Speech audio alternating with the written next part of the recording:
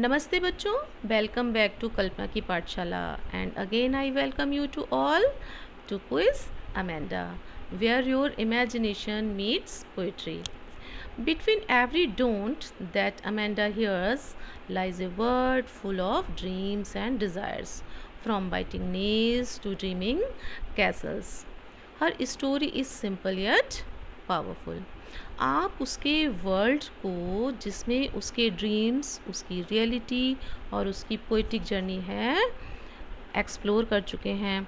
अब बारी है ये जानने की कि इस कंपोजिशन की जो एसेंस है उसे आपने कितना ग्रास्प किया है, यानी कि ग्रहण किया है, सीखा है. चलिए तो तैयार हो जाइए अमेंडा के पोइटिक वर्ड में एक बार फिर से गोता लगाने के लिए, बट दिस टाइम प्रश्नों के साथ.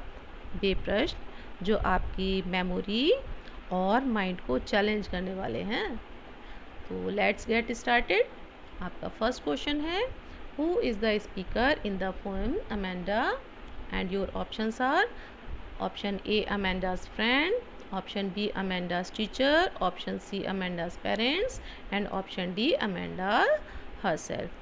तो बच्चों देखिए, इस कंपोजिशन में ये कहीं भी रिवील नहीं हुआ है कि अमेंडा को रोकने टोकने वाला व्यक्ति कौन है. हम तो बस एज्यूम ही कर सकते हैं कि शायद ये उसकी मदर हैं. तो उसी के according option C is the correct answer. Second question is, what is Amanda being constantly told in the poem?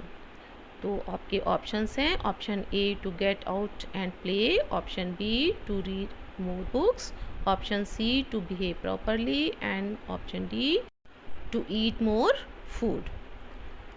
तो your option C is the correct answer, because जो स्पीकर है वह अमेंडा को कभी नाखून ना चबाने, कभी ठीक से ना बैठने, कभी चॉकलेट ना खाने वगैरह वगैरह के लिए बार बार टोक रहा है. Third question is, the repetition of word Amanda is an example of. Your options are: option A repetition, option B irony, option C alliteration and option D is metaphor. यहाँ देखिए, रेपेटिशन फिगर ऑफ स्पीच में हम किसी भी word को again and again repeat करते हैं, ठीक है. आयरनी में रियलिटी और एक्सपेक्टेशन या आउटकम के बीच में कॉन्ट्रास्ट होता है. एलिट्रेशन में सेम कंसोनेंट साउंड का वर्ड की बिगनिंग में यूज़ होता है ना. सेम कंसोनेंट साउंड का वर्ड होता है जो कि किसी वर्ड के स्टार्टिंग में ही यूज़ होता है. और मेटाफर में there is comparison between two things without using like और एज. तो क्योंकि अमेंडा का बार बार रेपिटिशन है, अमेंडा वर्ड जो है वो बार बार बोला जा रहा है, तो इस वजह से फिगर ऑफ स्पीच भी रेपिटिशन ही है. तो your option number A is the correct answer. Fourth question says, Amanda imagines herself as Rapunzel too. Option A is have long hair, option B is enjoy peace and freedom, option C is escape isolation and option D is be rich. ठीक है. तो here option number B is the correct answer, क्योंकि जब उसे बार बार टोका जाता है तो escape करने के लिए वह पीस और फ्रीडम चाहती है और स्वयं को कभी मरमेड, कभी ऑर्फन, कभी रपंजल इमेजिन करती है. चलिए, now next question is, what is Amanda's escape when she imagines being in the sea? Option A is dolphin, option B is a mermaid, option C is a fish and option D is a pirate. तो बच्चों, ना तो वह dolphin, ना ही fish और ना ही एक pirate बनना चाहती है. अमेंडा तो गहरे हरे शांत समुद्र में अकेले एक मरमेड की तरह रहना चाहती है. She wants to swim there happily. So your option number B is the correct answer. Sixth question is, don't bite your nails, don't hunch your shoulders. What poetic device is used in these lines? Your options are: number A simile, number B anaphora, number C hyperbole, and number D is enjambment. So children, simile is used for comparison using words like and as. Hyperbole में बातों को बढ़ा चढ़ाकर कहा जाता है, बढ़ा चढ़ाकर पेश किया जाता है।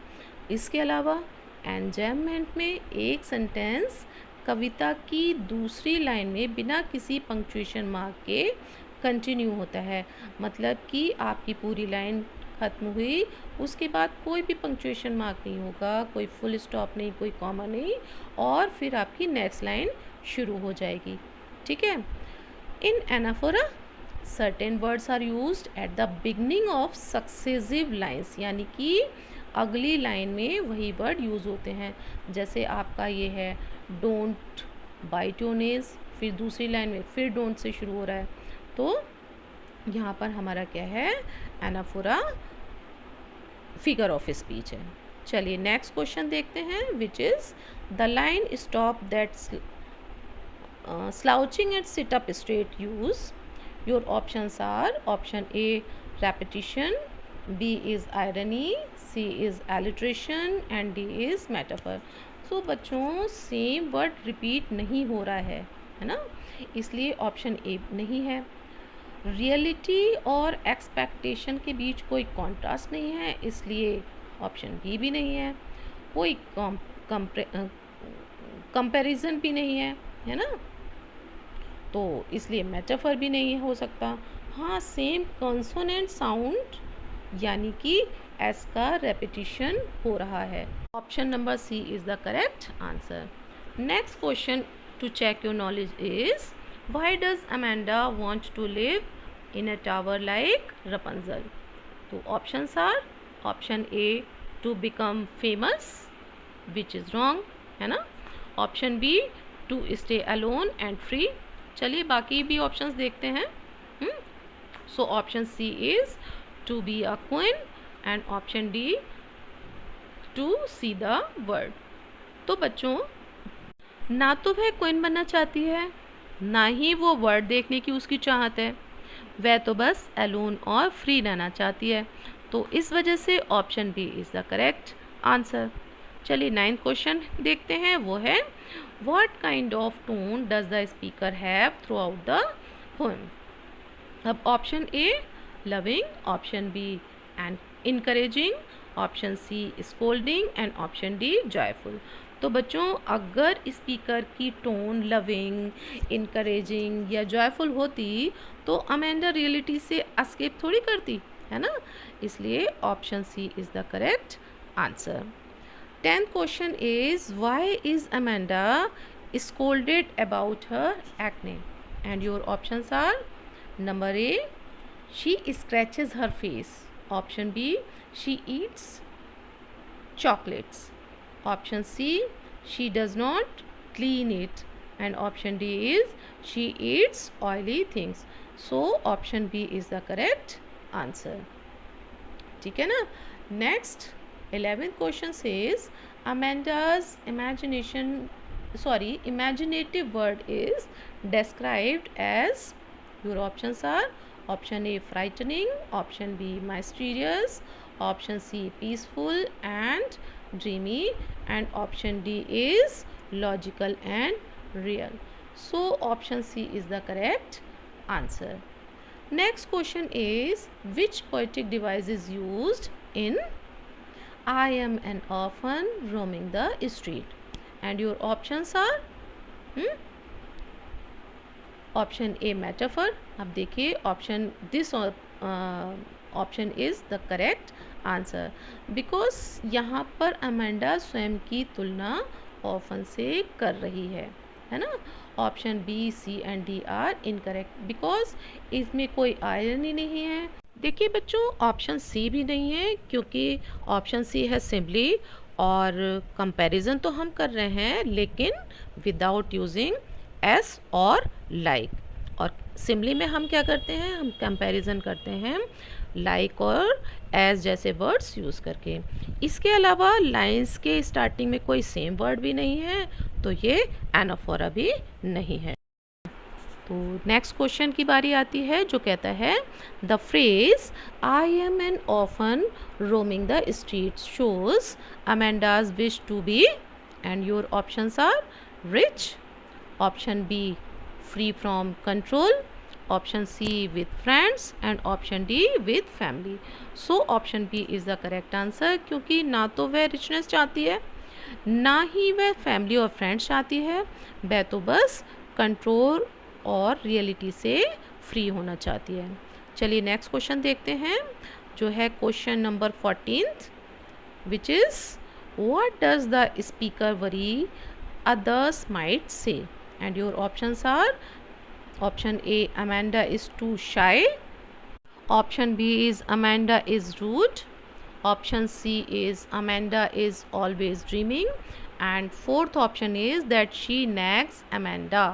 So option D is the correct answer, क्योंकि देखिए वर्स के लास्ट लाइन में स्पीकर यही कह रही है ना, anyone would think I nagged at you, है ना, तो that's why this is the correct answer. Now next question is why does Amanda remain silent in the end? And your options are option A she is guilty, which is wrong, option B she is tired of listening and this is the correct answer, क्योंकि ना तो देखिए वह disrespectful है और ना ही अपने parents से सहमत है। So option B is the correct answer. अगला क्वेश्चन है the poem explores the theme of and your options are option A adventure, option B teenage rebellion and imagination, option C war and peace and option D friendship. Here option B is the correct answer, क्योंकि देखिए poem में teenager बच्चों के imagination की ही बात हो रही है। चलिए 17th क्वेश्चन देखते हैं। Amanda's daydreams are her way of option A sleeping, option B escaping reality, option C learning and option D complaining। तो ये ना तो यहाँ स्लीपिंग है ना ही लर्निंग और ना ही वो कंप्लेन कर रही है, वो तो किससे भाग रही है, रियलिटी से भाग रही है। तो that's why option B is the correct answer. अब बारी है 18th क्वेश्चन की जो है what contrast is shown in the poem. तो option A is nature versus technology, option B Amanda's fantasy versus the speaker's reality, option C is wealth versus poverty and option D work versus play. तो option B is the correct answer which is Amanda's fantasy versus speakers reality. Next question is Amanda's imagination reflects her need for and your options are option A money, option B attention, option C control and the last option is freedom and peace. So here option D is the correct answer. 20th question is the speaker is unaware that Amanda's silence is due to and your options are option A fear, option B is disrespectful, option C is emotional overload and option D is illness। तो क्योंकि option C is the correct answer, क्योंकि Amanda ना तो डर रही है ना ही disrespectful है और ना ही वो बीमार है, कोई इलनेस नहीं है उसमें। तो साइलेंस जो है उसका साइलेंस जो है वो इमोशनल ओवरलोड की वजह से है। नेक्स्ट क्वेश्चन है the use of everyday scoldings in the poem makes it and your options are option A unrelatable, option B formal, option C realistic and familiar and option D is imaginary. So option C is the correct answer, क्योंकि लगभग हर typical Elder अपने बच्चों से ऐसे ही बात करते हैं भाई, है ना, ज़्यादातर आपने ऐसे ही देखा होगा। चलिए next Now we are going towards the end of this quiz. So your last question is, which of the following is not an imaginary character Amanda relates to? And your options are option A mermaid, option B Rapunzel, option C orphan, and option D is angel. So option D is the correct answer, है ना, because there is no such character we come across in this composition composed by Robin Klein, है ना. तो बच्चों Amanda को समझना ही केवल poetry नहीं है ना, it's about emotions, expressions and silence. तो आशा करती हूँ कि इस क्विज़ के माध्यम से आपको और अधिक गहराई से सोचने में मदद मिलेगी और अधिक अच्छे तरह से अमेंडा को समझने में हेल्प मिलेगी. तो आप सभी ने पोइट्री और क्वेश्चंस के माध्यम से अमेंडा के वर्ड को एक्सप्लोर किया है. अगर इस क्विज़ को एंजॉय किया है, आपको अच्छा लगा है, कुछ सीखा है, कुछ लर्न किया है, तो don't forget to like, share and subscribe to Kalpana Ki Pathshala. Keep questioning, keep learning, and we shall meet again in the next poetic journey. Thanks for being with me till the end.